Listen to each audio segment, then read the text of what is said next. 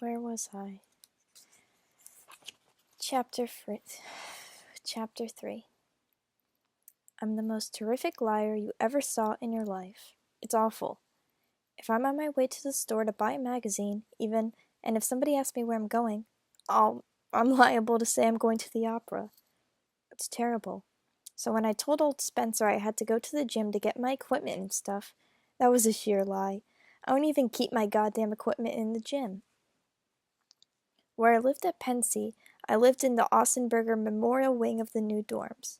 It was only for juniors and seniors. I was a junior. My roommate was a senior. It was named after this guy, Ossenberger, that went to Pensy. He made up a pot of dough in the undertaking business after he got out of Pensy. What he did, he started these undertaking parlors all over the country that you could get members of your family buried for about $5 apiece. You should see old Ossenberger. He probably just shoves them in a sack and dumps them in a river. Anyway, he gave Pensy a pile of dough, and they named our wing after him. The first football game of the year, he came up to the school in this big goddamn Cadillac, and we had to all stand up in the grandstand and give him a locomotive. That's a cheer. Then, the next morning, in chapel, he made a speech that lasted about 10 hours. He started off with about 50 corny jokes, just to show us what a regular guy he was. Very big deal. Then he started telling us about how he was never ashamed when he was in some kind of trouble or something to get right down on his knees and pray to God. He told us that we should always pray to God, talk to him and all, wherever we were. He told us we ought to think of Jesus as our buddy and all. He said he talked to Jesus all the time, even when he was driving his car. That killed me. I can just see the big phony bastard shifting into first gear and asking Jesus to send him a few more stiffs. The only good part of his speech was right in the middle of it.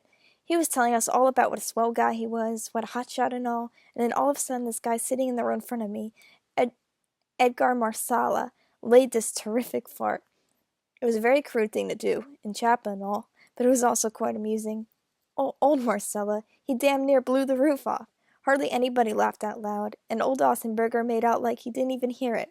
But old Thurmer, the headmaster, was sitting right next to him, and on the rostrum and all, you could tell he heard it. Boy, was he sore. He didn't say anything then, but then the next night he made us have compulsory study hall in the academic building, and he came up and made a speech. He said that boy that created the disturbance in the chapel wasn't fit to go to Pensy. We tried to get old Marsala to rip off another one, right while old Thurmer was making a speech, but he wasn't in the right mood. Anyways, that's where I lived at Pensy, old Ossenberger Memorial Wing, in the new dorms. It was pretty nice to get back to my room after I left old Spencer, because everybody was down at the game, and the heat was on in our room for a change. It felt sort of cozy. I took off my coat and my tie and unbuttoned my shirt collar, and then I put on this hat that I bought in New York that morning. It was this red hunting hat with one of those very, very long peaks. I saw it in the subway. I saw it in the window of this sports store when we got out of the subway, just after I noticed I'd lost all the goddamn foils. It only cost me $1.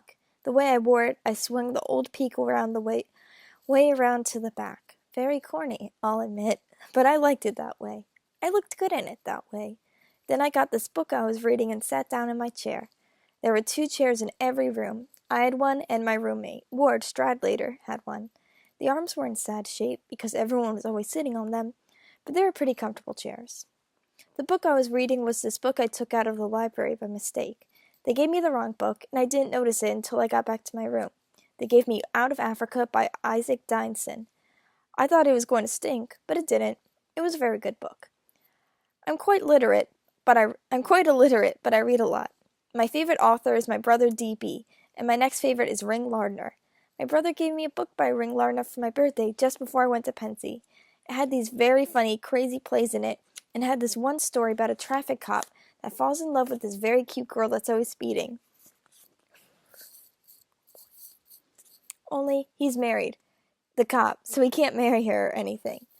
Then this girl gets killed because she's always speeding. That story just about killed me. What I like best is a book that's at least funny once in a while. I read a lot of classical books, like Return of the Native and all, and I like them. And I read a lot of war books and mysteries and all, but they don't knock me out too much. What really knocks me out is a book that, when you're done reading it, you wish the author that wrote it was a terrific friend of yours and you could just call him up on the phone whenever you felt like it. That doesn't happen very much, though. I wouldn't mind calling this Isaac Dynson up and ring Larner, except that DB told me he's dead. You take that book Of Human Bondage by Somerset Maugham, though. I read it last summer. It's a pretty good book and all, but I wouldn't want to call Somerset Maugham up. I don't know. He just isn't the kind of guy I'd want to call up, that's all. I'd rather call old Thomas Hardy up. I like that Astucia Vi. Anyways, I put on my new hat and sat down and started reading that book Out of Africa. I read it already, but I wanted to read certain parts over again. I'd only read about 3 pages, though, when I heard someone coming through the shower curtains.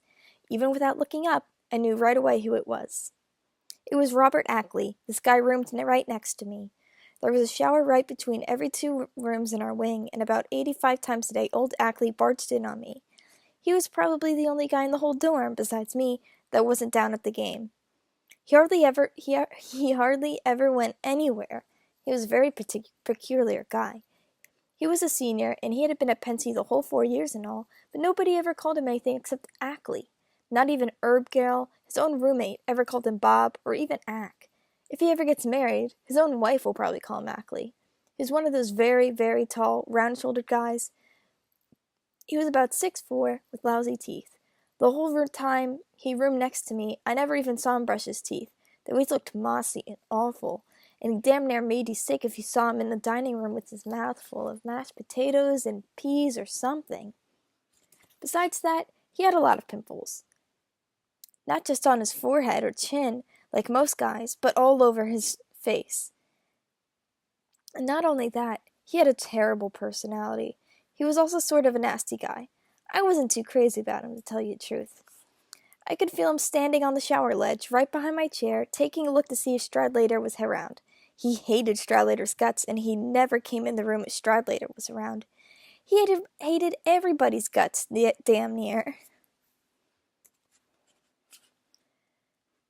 He came down off the shower ledge and came in the room. "Hi," he said. He always said it like if he was terrifically bored or terrifically tired. He didn't want you to think he was visiting you or anything. He wanted you to think he'd come in by mistake, for God's sake.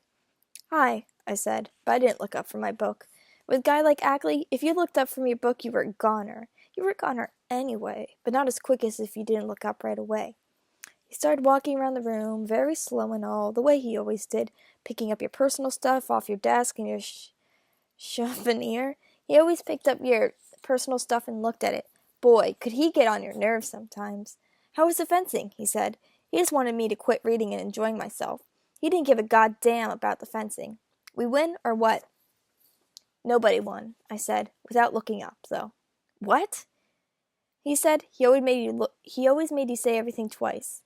"Nobody won," I said. I sneaked to look at what he was fiddling around with on my souvenir. He was looking at this picture of this girl I used to go around with in New York, Sally Hayes. He must have picked up that goddamn picture and looked at it at least 5,000 times since I got it. He always put it back in the wrong place, too, when he was finished. He did it on purpose, you could tell. "Nobody won," he said. "How come?" "I left the goddamn foils and stuff on the subway." I still didn't even look up at him. "On the subway, for Christ's sake? You lost them, you mean?" "We got on the wrong subway. I had to keep getting up to look at a goddamn map on the wall."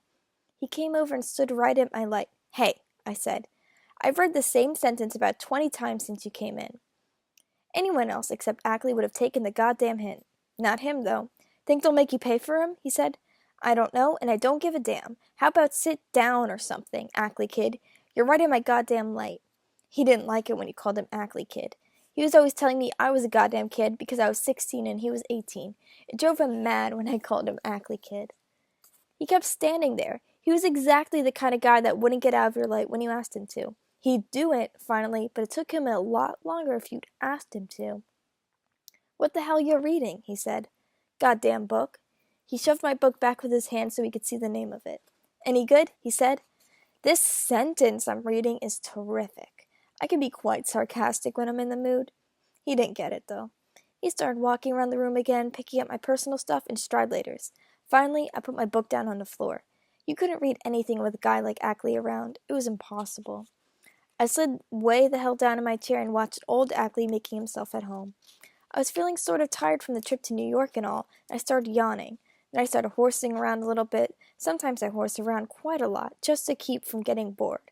What I did was, I pulled the old peak of my hunting hat to the front, then pulled it way down over my eyes. That way, I couldn't see a goddamn thing.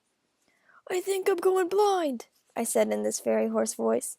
"Mother darling, everything's getting so dark in here."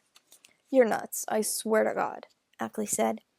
"Mother darling, give me your hand. Why won't you give me your hand? For Christ's sake, grow up." I started groping around in front of me, like a blind guy, but without getting up or anything. I kept saying, "Mother darling, why won't you give me your hand?" I was only horsing around, naturally. This stuff gives me a bang sometimes. Besides, I know it annoyed the hell out of old Ackley. He always brought out the old sadist in me. I was pretty sadistic with him quite often. Finally, I quit, though. I pulled the peak around to the back again and relaxed.